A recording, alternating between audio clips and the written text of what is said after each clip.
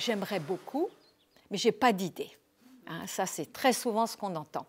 Alors, parce que vous avez l'idée romantique de l'artiste, hein, qui est-ce qui me parlait de ça, là, hop, ça lui tombe du ciel, là, tout à coup, oh, il a une idée ici même. Ça ne marche pas du tout comme ça. Hein.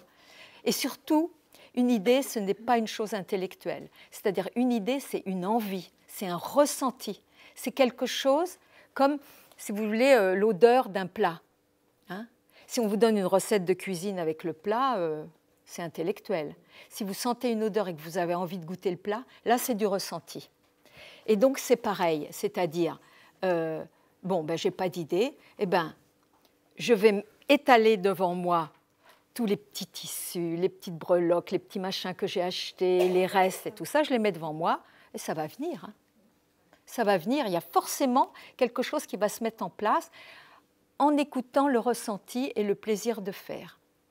Je vais parler maintenant de cette notion que tout le monde a autour de, je ne sais pas si vous avez tout entendu parler, ce sont les dernières recherches en neurologie, cerveau droit, cerveau gauche. Vous avez entendu parler de ça? Donc, le cerveau droit, c'est tout ce qui est ressenti. Hein, c'est intuition, émotion, ressenti. Cerveau gauche, c'est tout ce qu'on a appris. Il n'y a qu'à Faucon. Hein, tu dois parfaitement, quand tu fais ton patchwork, raccorder les angles. Quand tu enfiles une aiguille, tu dois travailler. Enfin, tu dois faire tout symétrique. Le rouge ne va pas avec le vert, le truc ne va pas avec machin, etc. C'est tout ce que vous avez appris à l'école, ce qui est votre structure, aussi c'est votre apprentissage dont on ne pourrait pas se passer. Hein. Le cerveau droit, c'est tout ce que je ressens. Et normalement, quand on est en créativité, pour être réellement créatif, il faut être cerveau droit et pas du tout cerveau gauche. C'est-à-dire penser avec le nez pour les odeurs, c'est-à-dire penser avec le plaisir, l'émotion, le plaisir de faire, etc. Donc, vous êtes là, vous avez déjà acheté des choses que vous adorez, qui vous font très plaisir, des couleurs qui vous font saliver, etc. Et vous allez faire quelque chose. Ce quelque chose que vous allez faire, ça ne peut être que bien. Alors, vous allez le faire, vous allez être contente et tout.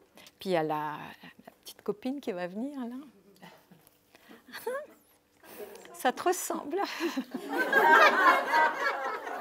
Oui, oui, oui, c'est bien toi, ça. Bon, vraiment, ne pas écouter, ne pas entendre, ne pas demander.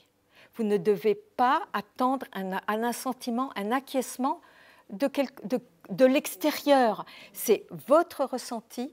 Et si vous êtes dans la joie, c'est juste et c'est beau. Parce que ce qu'il y a d'extraordinaire, et ça vous l'apprendrez petit à petit par la suite, c'est que quand vous avez eu du plaisir à faire et de la joie à faire, la pièce, elle se trouve quelque part et la personne qui la regarde, elle le ressent. Elle ne sait même pas qu'elle le ressent, mais elle le ressent.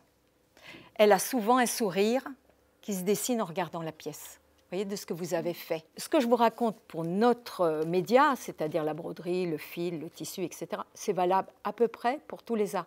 Sauf les arts majeurs qui, surtout en ce moment, sont contaminés par l'art conceptuel.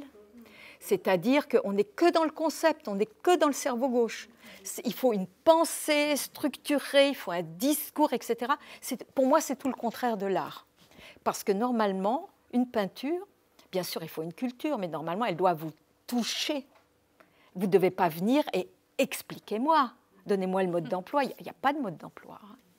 Alors, bien sûr, il est aussi assez important d'avoir une culture pour comprendre un certain nombre de choses. Je parle, mais de toute façon, dans la peinture ou aussi en textile. Vous avez des choses anciennes, des choses... C'est pour ça aussi qu'on change assez souvent d'avis quand on regarde les tissus. C'est-à-dire, au début, on aime certains tissus, parce qu'on est influencé par la mode et ce qui est à la mode aujourd'hui. Et puis, petit à petit, on se met à s'intéresser aux tissus des autres époques qui étaient considérés comme moches. Et puis, tout à coup, on a un autre regard. On se met à prendre une distance vis-à-vis du cerveau gauche qui vous dit « les années 60, c'est horrible ». Ben non, ce n'est pas horrible. Il faut seulement regarder. Puis vous mettez, ou alors le 18e, c'est que sublime. Ben non, ce n'est pas que sublime. Hein. Il y a des choses profondément ennuyeuses. C'est-à-dire, tout à coup, de prendre une distance avec ce qu'on vous a appris apprendre petit à petit à savoir ce que vous aimez, vous, et puis aussi que vous changez d'avis. C'est ça qui est extraordinaire, qui est aussi de la grande créativité. Mes goûts changent. Une couleur que je déteste, je vais me mettre petit à petit à l'aimer. Et puis, je vais me lasser de chercher une chose que j'ai adorée. Et tout ça, c'est pareil, sans culpabilité. J'aime plus. Hein. Bon, ben voilà, c'est tout.